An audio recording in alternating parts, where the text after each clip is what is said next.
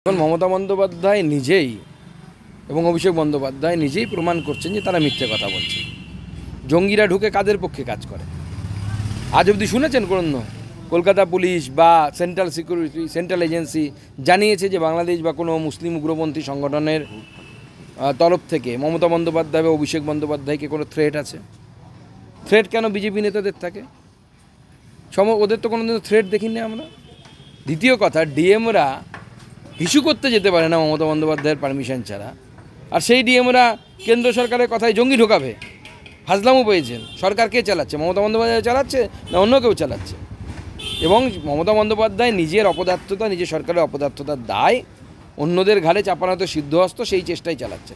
মমতা বন্দ্যোপাধ্যায়ের হয়ে এই জঙ্গি নেতারা ভোট করায় ভোটের সময়। অভিষেক ব্যানার্জি বলছেন যে ভারতের প্রধানমন্ত্রী চুপ কেন? বাংলাদেশে এত কিছু হচ্ছে, হিন্দুদের উপর নির্যাতন হচ্ছে, ভারতের প্রধানমন্ত্রী কোনো স্টেপই নিচ্ছেন না। উনি বলেছেন যে ভোট এখন নেই, সেই জন্য বিজেপির সব ঠিক হয়েছে। অভিষেক বন্দ্যোপাধ্যায়কে বলুন, বাংলাদেশ তো অনেক দূরে।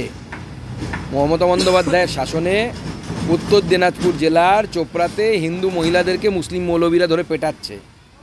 বাংলাদেশের মতো স্থিতি তৈরি হয়ে গেছে। আগে সেটা দেখতে বলুন। আমাদের প্রধানমন্ত্রী কী করছেন সেটা আমরা জানি, এবং সময় এলে অভিষেক বন্দ্যোপাধ্যায়ও জানতে পারবেন।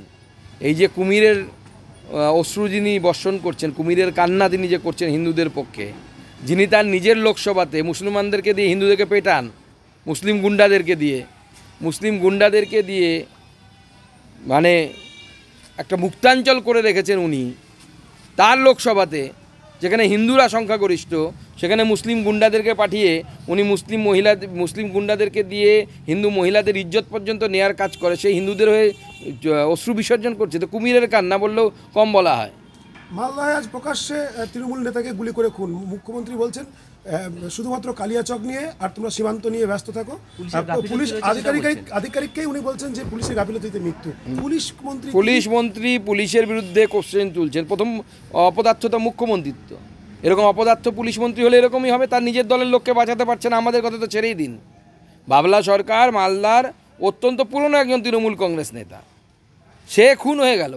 এবং আমি বলছি, এখন আমার কাছে যা খবর, ওখানে প্রচুর অস্ত্র মজুদ হচ্ছে। আরও কয়েকটা খুন হলে আমি অন্ততপক্ষে অবাক হব না। এবং ভয়ঙ্কর ঘটনা কিছু ঘটতে পারে, সেজন্য প্রশাসনকে সচেতন হওয়া উচিত। এবং মমতা বন্দ্যোপাধ্যায় আজকে আরেকবার প্রমাণ করলেন যে তিনি একজন অপদার্থ মুখ্যমন্ত্রী। আর তিনি পক্ষান্তরে এটাও বললেন যে সীমান্ত নিয়ে কম ভাবতে। অর্থাৎ তিনি একাধারে তার ডিএম এবং এসপিকে নির্দেশ দিয়ে দিলেন যে বিএসএফের সাথে আর বেশি কোলাবোরেশন করে জঙ্গি আটকানোর দরকার নেই, সীমান্ত খুলে দাও, জঙ্গি ঢুকতে দাও।